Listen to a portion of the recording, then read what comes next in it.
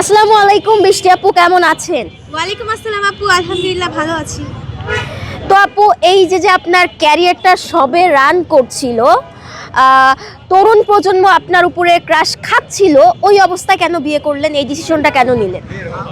বিয়ে করেছি প্রথমত, ভাগ্যে আপনার যখন থাকবে বিয়ে লেখা তখনই হবে, সেটা কেউ চেঞ্জ করতে পারবে না। আর তাছাড়া যেহেতু এটা রিলেশনের বিয়ে ছিল, হুট করেই করা হয়েছে, কোর্ট ম্যারেজ করা হয়েছে। আমি কিন্তু আমার বাসাতেই থাকি, তো ওই ক্ষেত্রে এখন আর কি করার, যেহেতু হয়ে গেছে, তরুণ প্রজন্মের মন ভেঙেই গেছে, এখন আর কিছু করার নেই।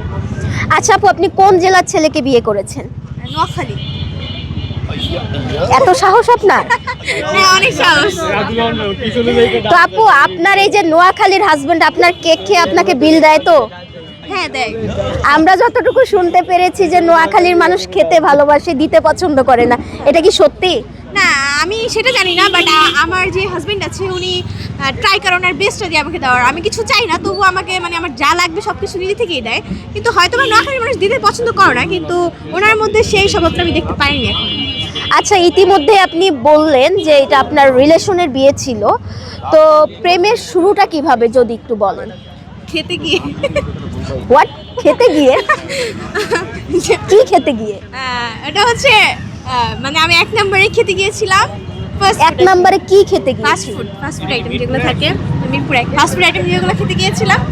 তো উনি ওখানে আর কি আমাকে দেখেছিল, মানে ওখানে রেগুলারই যাওয়া হতো। তো এক পর্যায়ে আর কি আমাকে প্রপোজ করে, তো অনেক ঘোরানোর পরে আর কি অ্যাকসেপ্ট করে ফেলেছিলাম। তো কেক বৃষ্টি আগে হয়েছিলেন নাকি প্রেমিকা বৃষ্টি আগে হয়েছিলেন? প্রেমিকা বৃষ্টি আগে হয়েছিল। তো কোনটা বেস্ট, কেক বৃষ্টি বেস্ট না প্রেমিকা বৃষ্টি বা ওয়াইফ বৃষ্টি বেস্ট?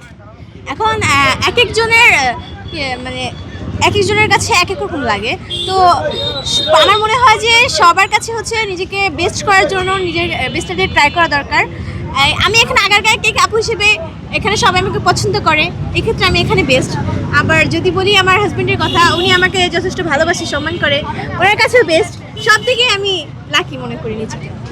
আচ্ছা, এই যে বললেন যে কোর্ট ম্যারেজ হয়েছে, তো আপনার আনুষ্ঠানিকতার আগে যদি আপনাকে আলটিমেটাম দেওয়া হয় যে বিজনেস ছাড়তে হবে বা এই ক্যারিয়ার ছাড়তে হবে, সেক্ষেত্রে কি করবেন?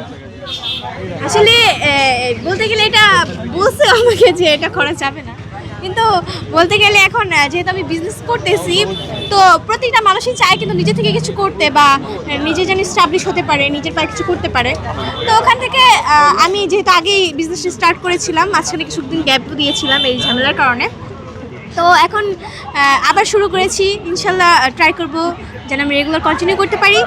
আমার মনে হয় যে বিজনেসের পারপাস থাকা দরকার, আর রিলেশনশিপ বা ম্যারিড লাইফটা ওখানে বাসা অবধি থাকা দরকার। তাহলে কি কেক বৃষ্টি তার হাজবেন্ডের কথা উপেক্ষা করে কেক বিক্রি করবে? এখন আমি জানি না শিওর কী করবো, বাট ম্যানেজ করতে হবে, কারণ ম্যানেজ না করলে তো আর হবে না। আর একেবারে যে উপেক্ষা করতে হবে ওরকম করলেও তো পরবর্তীতে আবার ঝামেলা হতে পারে। বুঝতে হবে যে নারী রাধে সে নারী